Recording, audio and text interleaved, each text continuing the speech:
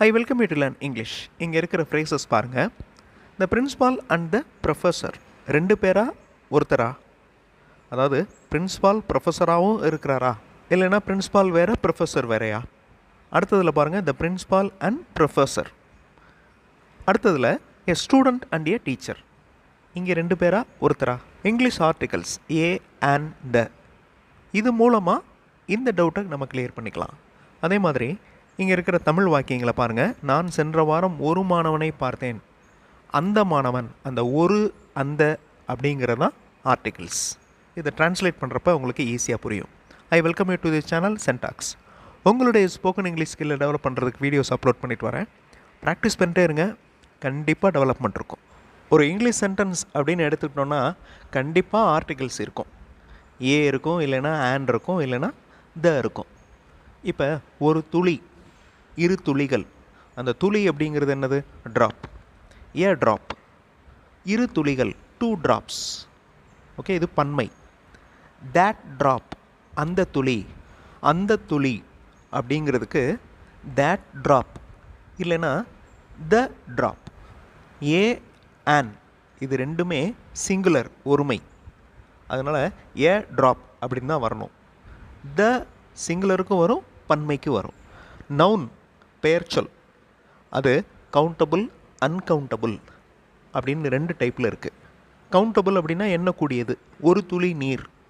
Okay, ஏ water drop அப்படின்னு சொல்லலாம். The water drops அப்படின்னு சொல்லலாம். ட்ராப்ஸ் அப்படிங்கிறது பன்மை, துளிகள் அப்படின்னு சொல்லலாம். ஆன் வாட்டர் ட்ராப்ஸ் அப்படின்னு சொல்ல முடியாது. ஏன்னா ஏ ஆன் இது ரெண்டுக்குமே ஒரு ஒன்று அப்படின்னு அர்த்தம். அதாவது சிங்குலர், ஒருமை. அதனால் ட்ராப்ஸ் இங்கே பன்மையாக இருக்கிறதுனால அதுக்கு முன்னாடி ஆன் யூஸ் பண்ணக்கூடாது. அங்கே த வரலாம், இல்லைன்னா நோ ஆர்டிக்கலாக இருக்கலாம். அதே மாதிரி தான் ஏ வாட்டர் ட்ராப்ஸ் அப்படியும் சொல்லக்கூடாது. ஓகே, ஆன் அப்படிங்கிறது வவல் சவுண்டுக்கு முன்னாடி நம்ம யூஸ் பண்ண வேண்டிய ஆர்டிக்கல்.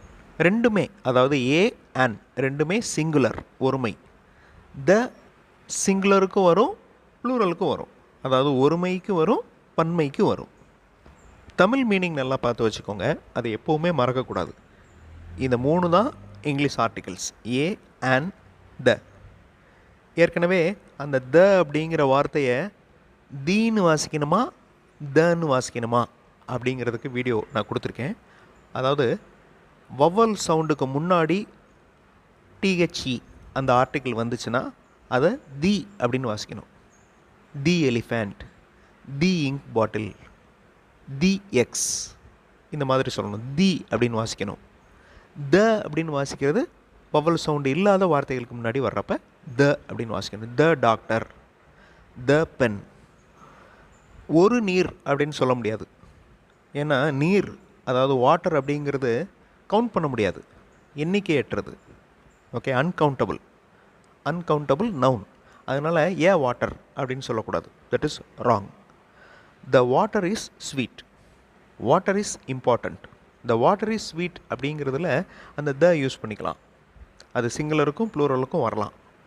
அடுத்த சென்டென்ஸில் நோ ஆர்டிக்கல், அதாவது எந்த ஒரு ஆர்டிக்கலும் அதில் இல்லை. Water is important. இது வந்து ஜென்ரலான ஒப்பீனியன். இந்த மாதிரி ஜென்ரல் ஒப்பீனியன் சொல்கிறப்ப நோ ஆர்டிக்கல் நம்ம அப்ளை பண்ணலாம். இங்கிலீஷ் சென்டென்சஸ் ரீட் பண்ணி பார்த்தும் இங்கிலீஷில் பேசுகிறதுக்கு எழுதுறதுக்கு ப்ராக்டிஸ் பண்ணலாம். அந்த மாதிரி இங்கிலீஷ் மாடல் சென்டென்சஸ் இருக்கிற வீடியோஸ் இன்னொரு சேனல் சென்டாக்ஸ் ப்ளஸில் அப்லோட் பண்ணியிருக்கேன். அந்த சேனல் வீடியோஸும் பாருங்கள், கண்டிப்பாக உங்களுக்கு யூஸ்ஃபுல்லாக இருக்கும். இந்த வீடியோ ஸ்டார்டிங்கில் ஒரு தமிழ் பேசேஜ் பார்த்தோம். அதில் ஆர்டிகிள்ஸ் யூஸ் பண்ணியிருக்கிறதா நான் சொன்னேன். ஒரு காலத்தில் ஒரு ராஜா வாழ்ந்து வந்தார். அந்த ராஜாவுக்கு ஒரு மகன். அந்த மகன் நல்லவனாக இருந்தான். அந்த ஒரு அந்த அப்படிங்கிறது தான் ஆர்டிகல்ஸ். நம்ம ஏற்கனவே பார்த்த மாதிரி ஏ ஆன் இந்த ரெண்டுக்குமே ஒரு ஒன்று அப்படிங்கிற மீனிங் இருக்குது. So once there lived a king. அதே கிங்கை பற்றி மறுபடியும் நம்ம சொல்கிறப்ப த கிங் அப்படின்னு சொல்கிறோம். ஓகே, அந்த த கிங் சொல்கிறதுக்கு பதில் ஏ கிங்னு மறுபடியும் சொன்னோன்னா வேறு ஒரு ராஜா அப்படின்னு அர்த்தம். ஏற்கனவே சொன்ன ராஜாவை பற்றி சொல்லாமல் புது ராஜாவை பற்றி சொல்கிறோம் அப்படின்னு அர்த்தம். அதனால் ஏற்கனவே குறிப்பிட்ட ஒரு பொருள், ஒரு பர்சனை சொல்கிறப்ப அகெயின் சொல்கிறப்ப த யூஸ் பண்ணணும். இது ஒரு important rule. Once there lived a king. இந்த கிங் அப்படிங்கிறத இந்த சென்டென்ஸில் இன்ட்ரடியூஸ் பண்ணுறோம். அதே கிங்கை பற்றி சொல்கிறோம். அவருக்கு ஒரு மகன் இருந்தான். The king had a son. இந்த இடத்துல ஏ சன் அப்படின்னு வருதா?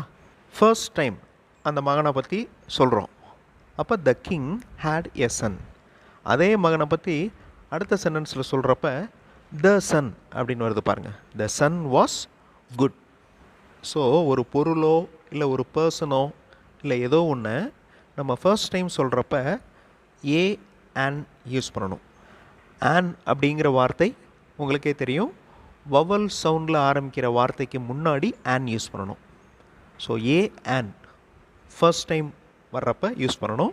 அதே விஷயத்தை இன்னொரு தடவை சொல்கிறப்ப த யூஸ் பண்ணணும். அந்த த வாசிக்கிறப்ப வவல் சவுண்டு இருக்கிற வார்த்தைக்கு முன்னாடி த இருந்துச்சுன்னா அதை தி அப்படின்னு வாசிக்கணும். கான்சனன்ட் சவுண்ட், அதாவது வவல் சவுண்டு இல்லாத வார்த்தை இருந்துச்சுன்னா அதை த அப்படின்னு வாசிக்கணும். வீடியோ பாஸ் பண்ணிவிட்டு இந்த தமிழ் வாக்கியங்களை ட்ரான்ஸ்லேட் பண்ணுங்கள். ரொம்ப சிம்பிளாக தான் நான் கொடுத்துருக்கேன், ரொம்ப கஷ்டமே இருக்காது. எல்லாமே பாஸ்ட் டென்ஸில் நீங்கள் எழுதணும். சிம்பிள் பாஸ்ட் டென்ஸில் நீங்கள் எழுதலாம். வீடியோ பாஸ் பண்ணிவிட்டு ட்ரை பண்ணுங்கள். இதில் ஆர்டிகிள்ஸ் யூஸ் பண்ண போகிறோம்.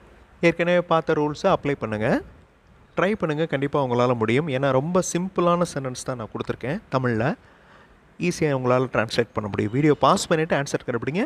ஆன்சர் ஃபியூ செகண்ட்ஸில் டிஸ்பிளே ஆகும்.